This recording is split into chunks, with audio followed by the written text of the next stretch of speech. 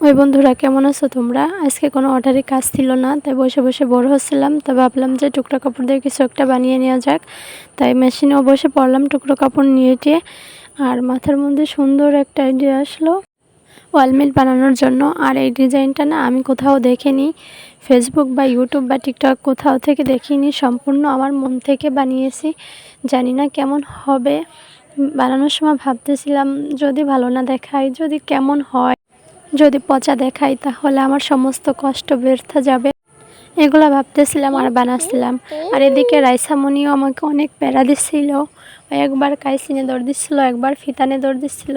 এটা বানাতে আমার পুরো 1 ঘন্টা লাগছে। আর এর মধ্যে যে ফাঁকা অংশটা রাখছিলাম ওরই মধ্যে হচ্ছে কিছু একটা লিখবো, এই জন্য রাখছিলাম। আমার ইচ্ছা আল্লাফু লেখার। বলো তো তোমরা, এর মধ্যে আল্লাফু লেখে ওয়ালে টানালে কেমন লাগবে দেখতে?